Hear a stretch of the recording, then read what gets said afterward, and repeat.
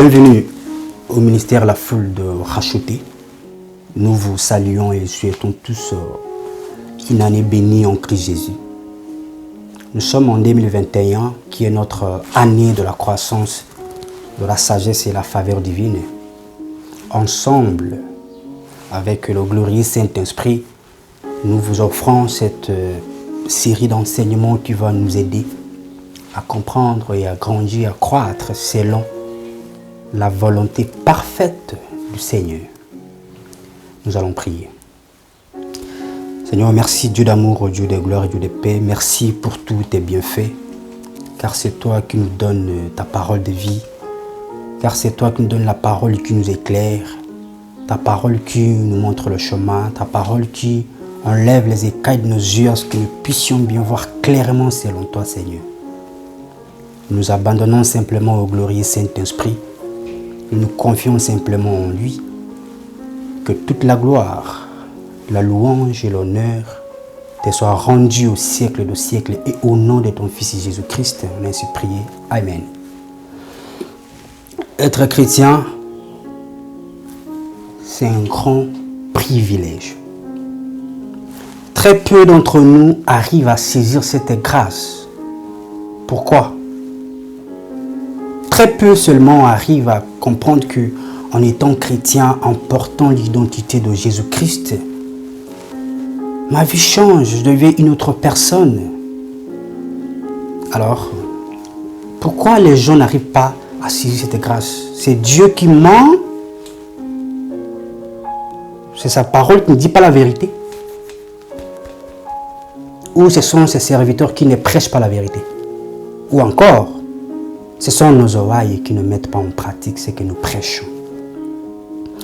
Ensemble, nous voulons comprendre ce que Dieu veut nous enseigner durant cet enseignement.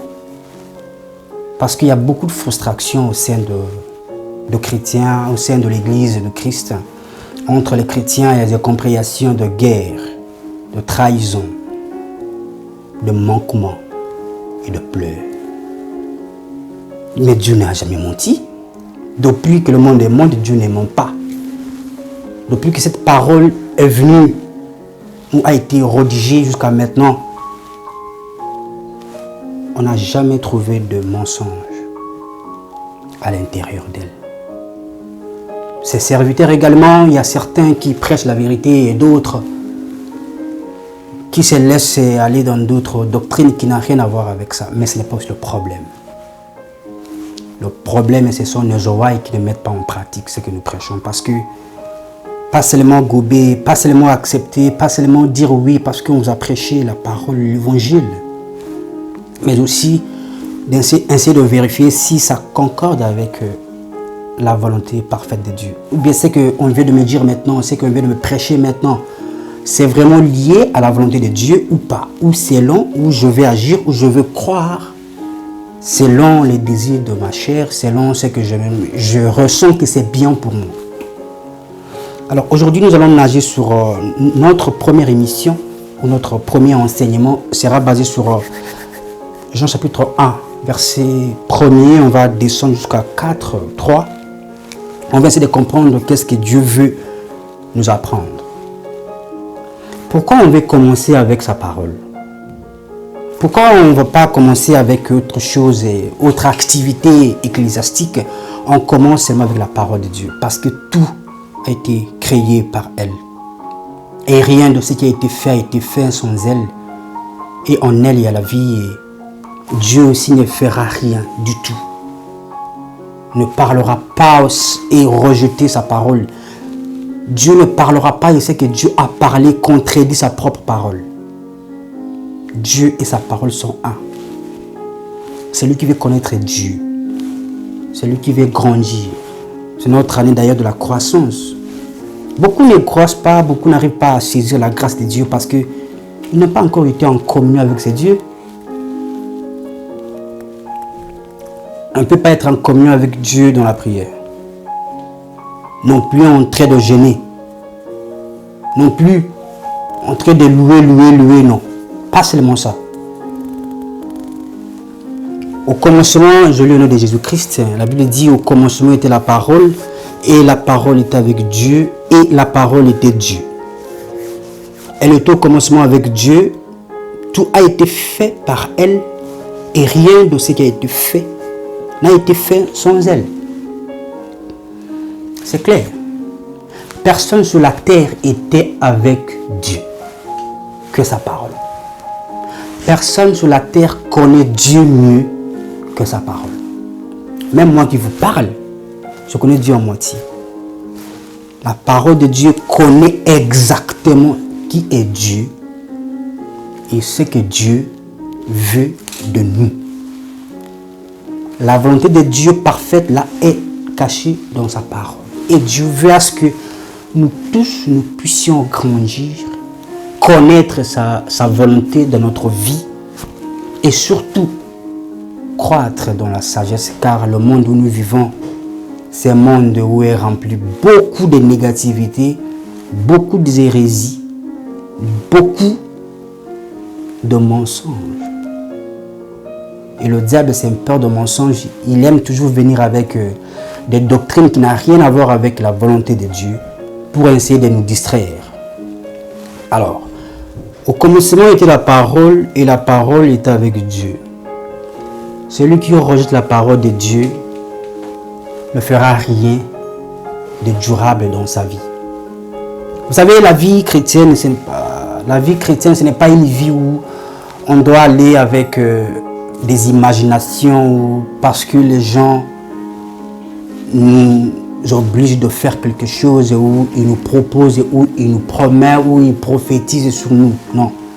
La vie chrétienne, c'est une vie de conscience. Prendre conscience et agir exactement selon ce que le Seigneur veut que nous puissions agir. Dieu ne peut pas parler. Ce qu'il dit encore contredit sa parole. Les prophéties vont vous faire du bien. Les bonnes proclamations vont vous faire du bien. Vous serez bénis, c'est bien, ça vous fait du bien. Mais est-ce que réellement votre vie change? Est-ce que réellement quelque chose change dans votre vie? Ce n'est pas parce que vous avez des avoirs ou les possessions ou les positions. Je parle du caractère de Dieu en vous. Ce n'est pas l'argent. Il y a beaucoup de païens qui ont tout ce que vous cherchez peut-être. Beaucoup de païens en ont ça, mais ne sont pas des chrétiens. Donc ce n'est pas ça que nous parlons. Je parle du caractère de Christ en nous. La paix, l'amour, la joie, la maîtrise de soi, etc. La fidélité, c'est beaucoup. Galates chapitre 5, verset 22. Nous relate d'ailleurs tout ça. On va lire parce que la Bible explique la Bible. Notre texte de base est Jean. Nous allons toucher un peu dans d'autres versets pour essayer de comprendre qu'est-ce que nous allons faire pour croître exactement selon la volonté de Dieu. Galates chapitre 5, verset 22. La Bible dit ceci. Je lis au nom de Jésus-Christ.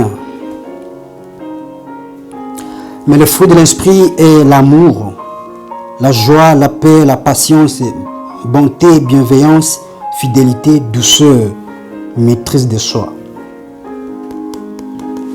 Est-ce que vous avez ces fruits en vous déjà? Est-ce que ces fruits déjà commencent à croître, à se manifester dans votre quotidien? Ce sont les choses qu'il faut examiner d'abord dans sa propre vie. Ce n'est pas les avoirs, ce n'est pas les possessions, ni encore moins les positions que nous occupons. Dieu regarde le cœur.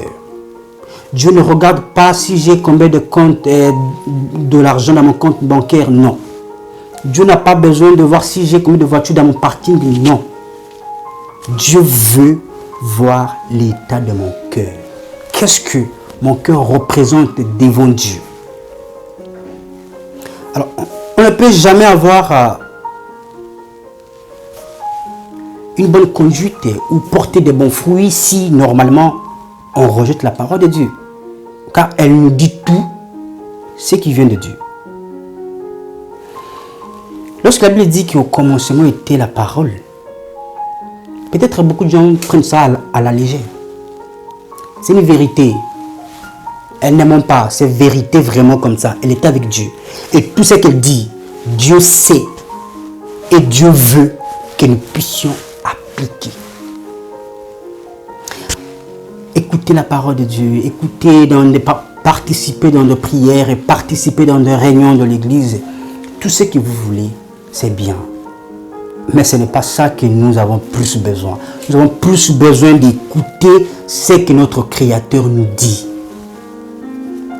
Dieu m'a dit quoi en face à ma situation. Dieu m'a dit quoi face à mon problème. Et Dieu m'a dit quoi aussi face à ma maladie. Qu'est-ce que la parole de Dieu dit face à ce que je traverse ou face à ce que je vis. C'est ça que Dieu veut, à ce que nous puissions prendre conscience que nous devons obéir à ce qu'il dit, que de nous précipiter à essayer de mélanger nos désirs ou nos sentiments à la volonté parfaite de Dieu. Ça ne marchera pas d'abord parce qu'on ne mélange pas la volonté humaine, les désirs, etc. de la chair à la volonté parfaite de Dieu. Aujourd'hui, nous sommes au début de notre série. On ne va pas être trop long parce que nous voulons faire passer un message. Nous ne sommes pas là pour donner une information. Non, je ne suis pas journaliste. Non, je suis un pasteur. Je partage la parole de Dieu, la bonne nouvelle. C'est ça qui va changer le monde. C'est ça qui va changer le peuple de Dieu. C'est ça qui va nous aider à croître comme Jésus croissait. Parce que la Bible dit dans le livre de Luc que Jésus croissait en sagesse, en stature et en grâce.